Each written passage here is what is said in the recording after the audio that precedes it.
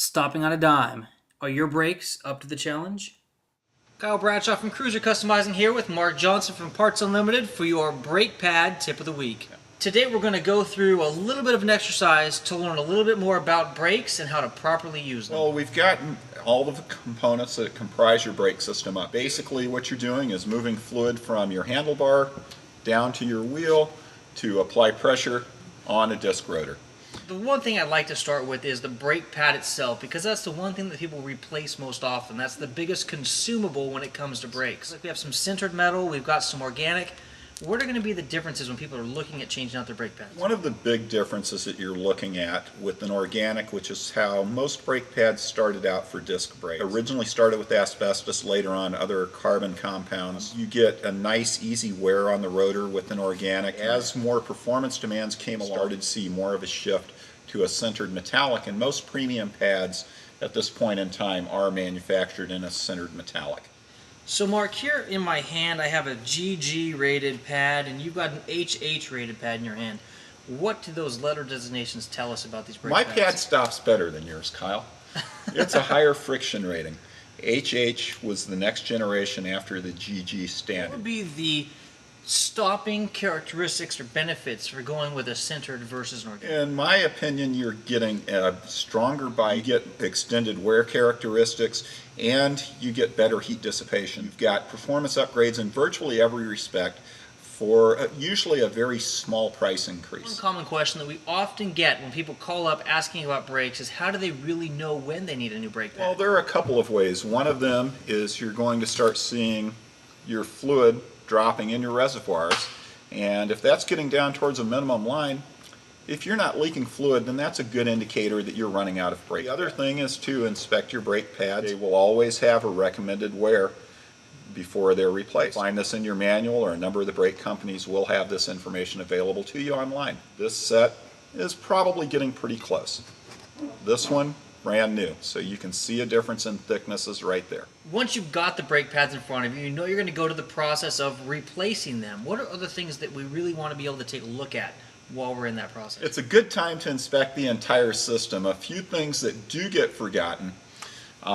Your brake pads tend to run on a pin or pins inside a brake caliper. If those do have or are developing any shoulders or grooves in them, your brakes will perform better with those being replaced. For virtually every motorcycle, they're readily available. They're a very low-cost item that yields an immediate improvement. The other thing, replace your brake fluid. It's always a good idea. Now, along those same lines of bleeding your brake, you have a properly functioning hydraulic system.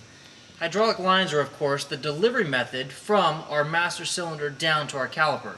Now, how would you be able to tell if your current lines are still good or if they need to be replaced? Well, there's a couple of reasons to change the brake lines. Obviously, in a lot of the cruiser world, it's for a cosmetic purpose. Performance-related item, have someone pull the brake while you have your hand on the line. If you can feel the fluid move through the line, you will get a definite improvement in your performance with the braided steel line.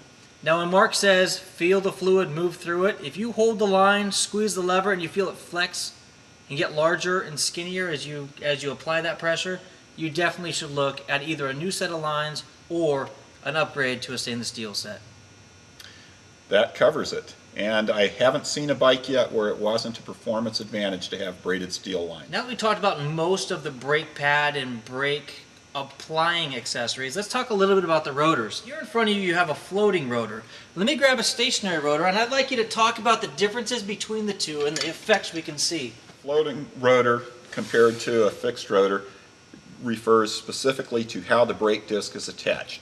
On a fixed rotor, as Kyle has in his hand, this is attached directly to the wheel. The advantage to that is ease of manufacturing and cost. The disadvantage to it is under high performance applications in particular, the rotor is not allowed to expand from the heat as easily as a floating rotor. The rotor has a carrier that's attached to the wheel, and then it has usually some type of buttons to attach the rotor so the rotor is free to move and expand from the heat so that you don't warp the rotor or in some cases give the rotor a cone shape.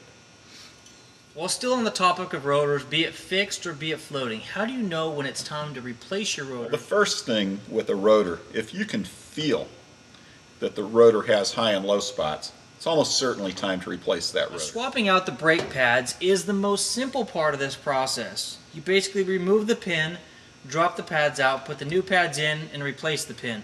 Be it 1 pin or 2 pin, it's really a simple task. Now, probably the more scary part for most people is the bleeding of the brakes. Yeah, that can be intimidating for a lot of people, but the biggest thing about bleeding the brakes is it requires patience and just a little bit of common sense. If you're using just a hand bleeder, this one provided to us by Mighty Vac, follow the instructions, take your time. You'll feel it at the lever when you really have the system completely bled.